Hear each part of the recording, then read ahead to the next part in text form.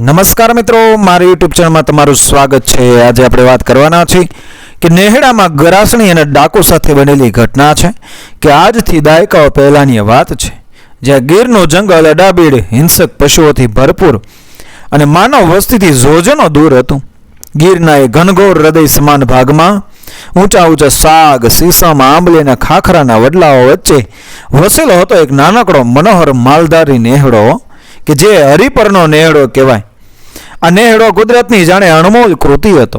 ચોમેર લીલોતરીની ચાદર પથરાયેલી રહેતી અને નેહડાની બિલકુલ વચ્ચોવચથી એક પવિત્ર કાચ જેવી ચોખ્ખી નદી ખળખળ વહેતી હતી।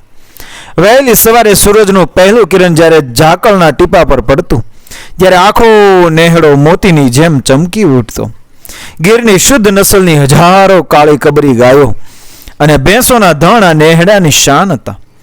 સવાર સાંજ ગાયોના ગળામાં બાંધેલી પિત્તળની ઘંટડીઓનો ઘમર ઘમર રણકાર અને માલધારીઓનો હિયો હિયો નો પીઠો પલકારો વાતાવરણને કોઈ પ્રાચીન આશ્રમ જેવું પવિત્ર બનાવી દેતો। આજ સુંદર મજાના નેહડામાં એક તેજસ્વી અને ખાનદાન ક્ષત્રિય પરિવાર રહેતો હતો। પરિવારના મોભી હતા આયદાનભા, જેઓ પોતાના દિલની ઉદારતા અને સચ્ચાઈ માટે જાણીતા હતા।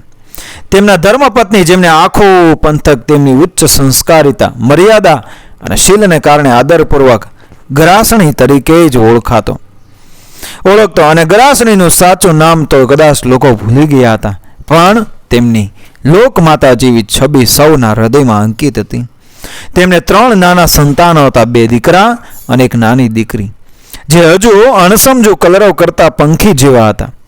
આ પરિવાર ભારે ભક્તિમય અને સંતોષી જીવન જીવતો હતો। ગરાસણીના ઘરની સવાર એ કોઈ મંદિરના કપાટ ખુલતા હોય તેમ થતી। બ્રહ્મ મુહૂર્તમાં જાગીને ગરાસણી સૌથી પહેલા કાહાની થાળી વગાડી ગળગળા સાથે નરસિંહ મહેતાના પ્રભાતિયા ગાતા કે જાગને જાદવા કૃષ્ણ ગોવાળિયા, તુજ વિના ધ્યાનમાં કોણ જાશે રે।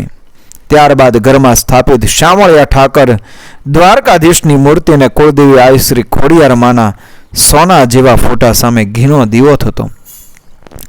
આયદાનબા ગાયોની સેવામાં વ્યસ્ત રહેતા। આંગણેથી કોઈ સાધુ સંત ચારણ કે ભૂખ્યો માણસ રોટલો લીધા વગર ન જઈ શકે, એવો એક ગરાસણીનો કડક નિયમ હતો।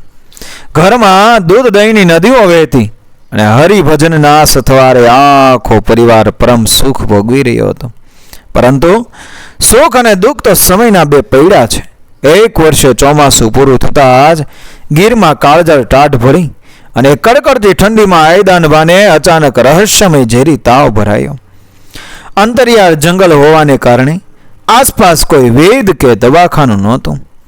ગરાસણીએ જંગલી જડીબુટીઓ ઉકાળીને પાઈ, રાત દિવસ એક કરીને પતિના પગ ચાંપ્યા, ભગવાનને આજીજીઓ કરી, પણ કાળ આગળ કોનું ચાલે।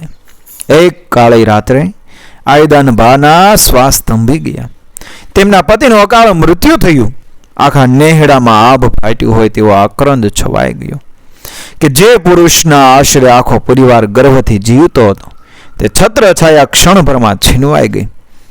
ગરાસણી માથે વજ્રઘાત થયો, છતાં એ પોતાના માસૂમ બાળકોના મોં જોઈને આ વીરાંગનાએ કાળજું પથ્થરનું કરી લીધું। તેણે રડવાનું બંધ કરી ગાયોની અને બાળકોની જવાબદારી પોતાના સશક્ત ખભા પર ઉપાડી લીધી।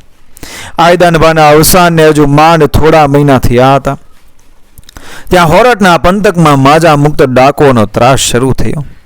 કાળું ધાડપાડું નામનો એક ક્રૂર અને નિર્દય બહારવટીયો એ પોતાની 12 હથિયારધારી ડાકોની ટોળકી સાથે જંગલમાં સક્રિય થયો હતો। કાળો એ કોઈ ધર્મી પુરુષ નહોતો, તે શુદ્ધ લૂંટારો હતો। તેની તલવાર નિર્દોષોનો લોહીથી ખરડાયેલી હતી। તે નેહડાઓ પર તૂટી પડતો, ગાયો હાંકી જતો, સ્ત્રીઓના દાગીના ઝૂંટવી લેતો અને આખા નેહડાને આગ ચાંપી દેતો। જ્યારે કાળો ડાકોને ખબર પડી કે હરિપરના નેહડામાં આયદાનભા ગુજરી ગયા છે અને ઘરમાં માત્ર એકલી સ્ત્રી ગરાસણી અને તેના નાના બાળકો જ છે, ત્યારે તેની પાપી દાનત બગડી હો। તેને ખબર હતી કે આયદાનભાના ઘરમાં પેઢીઓનું સોનું અને શુદ્ધ ગાયોનું ધન છે। આમ પતિ વિના અસહાય બનેલી ગરાસણીઓનું જીવન અને પરિવાર ઘોર સંકટમાં મુકાઈ ગયું। અષાઢ મહિનાની રાતે જાણે પ્રલયની રાત હતી। આકાશમાં એ કાળા ડિબાંગ વાદળો જાણે પૃથ્વીને ગળી જવા મથતા હતા। પવન એટલા જોરથી સુસવાટા મારતો હતો કે મોટા મોટા હાગના વૃક્ષ મૂળમાંથી હલતા હતા. ધોધમાર વરસાદ તૂટી પડ્યો હતો અને વીજળીના કડાકાથી કાનના પડદા ફાટી જાય તેવો માહોલ હતો. નેહડાના અન્ય તમામ માલધારીઓ પોતપોતાના ઝૂંપડા બંધ કરીને ભયથી સૂઈ ગયા હતા. બરાબર મધ્યરાત્રિના ટકોરે જંગલની ઝાડીઓ ચીરતા 12 ઘોડાઓ એ ગરાસણીના આંગણે આવીને ઊભા રહ્યા. ઘોડા પરથી ઉતરીને કાળો ડાકો અને તેના સાથીદારોએ પોતાના હાથમાં રહેલી કુહાડીઓ અને બંદૂકના કુંદા ઘરના મજબૂત લાકડાના દરવાજા પર મારવાના શરૂ કર્યા. લોખંડ અને લાકડાના ભયાનક એ અવાજથી આખું ઘર ધ્રુજી ઉઠ્યું. ડાકુ કાળુએ કાળજું કંપાવી દે તેવી રાડ પાડી. એ ગરાસણી, દરવાજો ખોલ, નહીં તો તારા ધણીએ બનાવેલા હવેલીને હમણાં જ ફૂંકી મારીશ. તારા છોકરાઓને મારી તલવારની ધારે ન ચડાવવા હોય તો ચૂપચાપ ઘરમાં જે કાંઈ સોનું ચાંદીને નાણું હોય તે મારા ચરણોમાં ધરી દે. ઘરની અંદર પલંગમાં સૂતેલા 3 સંતાનો જાગી ગયા. બહાર થતો હથિયારોનો અવાજ અને ડાકોની રાક્ષસી ગર્જનાઓ સાંભળીને બાળકો ભયના માર્યા થરથર ધ્રુજવા લાગ્યા અને પોતાની માના ગળે વળગીને રોવા લાગ્યા કે માં આપણને આ લોક મારી નાખશે, માં આપણને બચાવો. ગરાસણીએ જોયું કે બહાર નીકળવાનો કોઈ રસ્તો નથી. પાડોશીઓ ડાકુઓની બંદૂકોના ડરથી બહાર આવી શકે તેમ નથી. આખી સૃષ્ટિમાં તે હવે એકલી જ હતી. જ્યારે મનુષ્યના તમામ બળ, બુદ્ધિ અને આશરાટ ખૂટી જાય છે ત્યારે સાચી શરણાગતિ જન્મે છે. ગરાસણીએ પોતાના રડતા બાળકોને વહાલથી પંપાળ્યા. પૂજાઘર તરફ દોડી તેણે ભગવાન દ્વારકાધીશની મૂર્તિ સામે ઘીનો દીવો અખંડ રાખવા માટે હાથથી આદેશ કરી. તેની આંખોમાંથી ગરમ ગરમ આંસુઓની ધારાઓ વહી રહી હતી. તેણે ભગવાનના ચરણ પકડી લીધા અને પોતાના અંતરના ઊંડા કૂવામાંથી પોકાર કર્યો કે હે નાથના નાથ, હે ગરીબ નવાજ કાળિયા ઠાકર, આજે જગતમાં તારો આશરો લેનાર એક અબળા ક્ષત્રિયાણી હારી રહી છે. બાપ મારો સિંહ જેવો ધણી તો તારી પાસે વયો ગયો, પણ હવે આણ સમજવું બાળુડા કોના ભરોસે જોઈએ. હે દ્વારિકાને નાથ, જો આજે આ પાપીઓ મારા ઘરની પવિત્રતા ભંગ કરશે તો કાલથી આ જગતમાં કોઈ તારું નામ નહીં લે.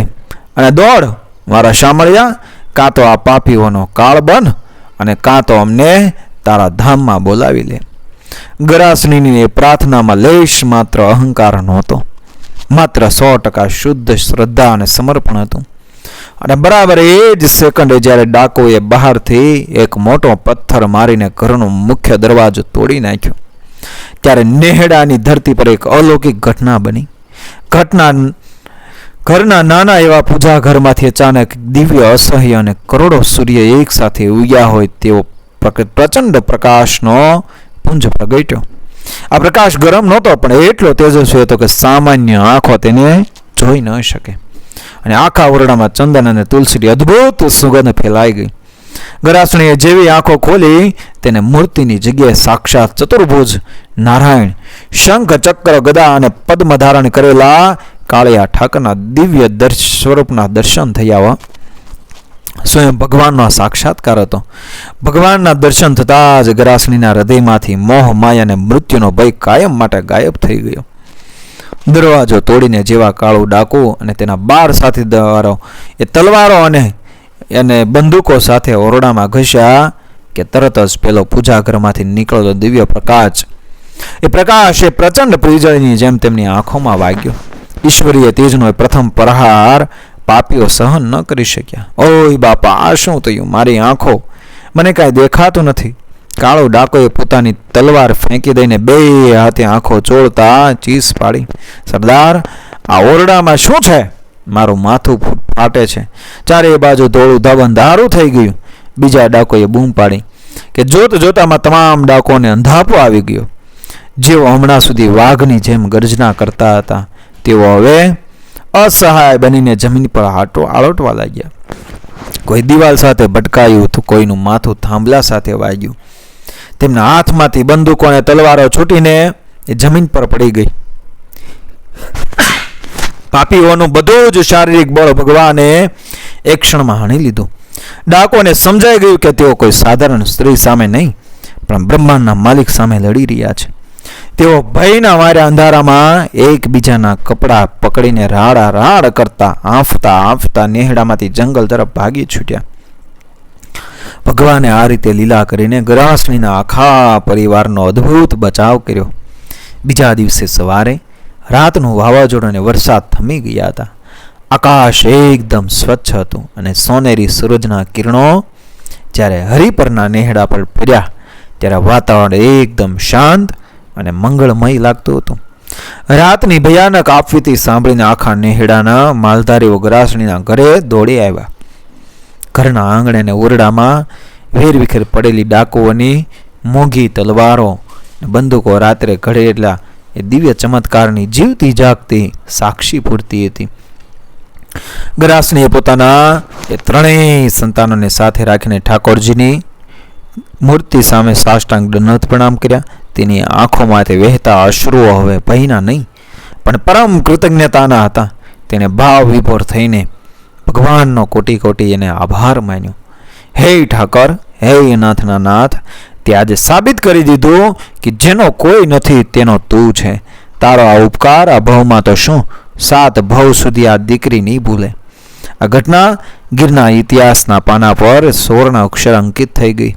આ વાર્તા આજે પણ વાચકોને એ જ સત્ય અને તથ્ય સમજાવે છે કે સંસારનું ગમે તેટલું મોટું સંકટ કે પાપ કેમ ન હોય, જો મનુષ્યની ઈશ્વર પ્રત્યેની શ્રદ્ધા પવિત્ર, નિસ્વાર્થ અને અડગ હોય તો સ્વયં વિધાતાને પણ પોતાના ભક્તિની લાજ રાખવા માટે દોડી આવવું જ પડશે અને પડે છે. મિત્રો, વિડીયો પસંદ આવે મારી ચેનલ સબસ્ક્રાઈબ કરો, ફોલો કરો, શેર કરો. મળી આવી જ ઘટનાને પ્રેરણાદાયક વાર્તાઓ સાથે આગળના વિડીયોમાં.